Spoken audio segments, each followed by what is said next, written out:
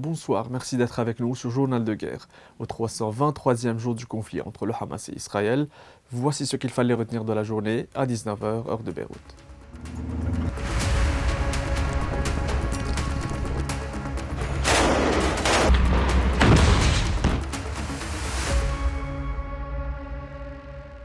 Tout d'abord, un point sur la situation au Liban et au nord d'Israël où les échanges de tirs intermittents ont eu lieu samedi tout au long de la journée.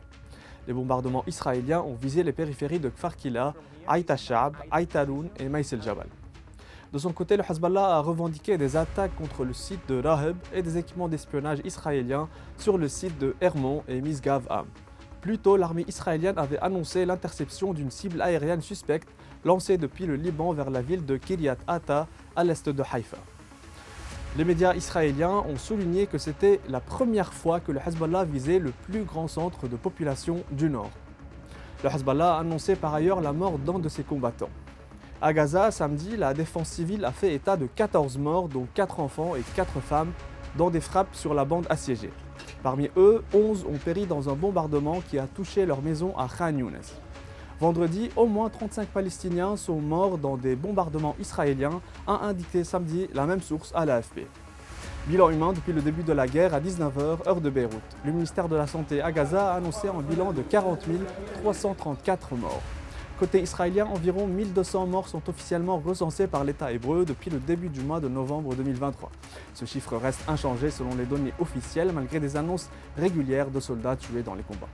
L'armée israélienne a toutefois annoncé qu'au moins 356 soldats ont péri dans les combats sur le front avec le Liban et dans la bande de Gaza.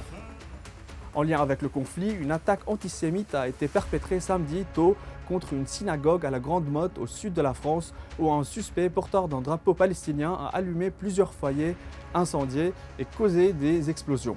Le président français Emmanuel Macron a dénoncé, je cite, un acte terroriste. Une enquête pour tentative d'assassinat terroriste a été ouverte.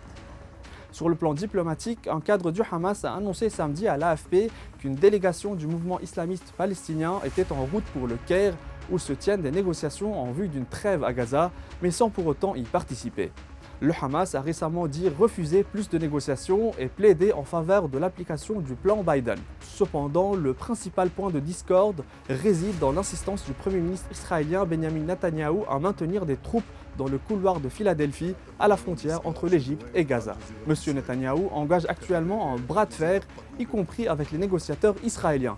D'ailleurs, la chaîne israélienne 12 a rapporté cette semaine que M. Netanyahou avait sévèrement critiqué l'équipe de négociation dirigée par le chef du Mossad, David Barnea, pour avoir accepté de faire trop de concessions. Par ailleurs, le chef d'état-major des armées des États-Unis, Charles Quinton Brown, a débuté samedi une visite inattendue au Moyen-Orient afin d'évoquer les moyens d'éviter une escalade régionale. Il a atterri samedi en Jordanie et doit se rendre en Égypte et en Israël dans les prochains jours. C'était tout pour aujourd'hui. Merci de nous avoir suivis sur Ici Beyrouth.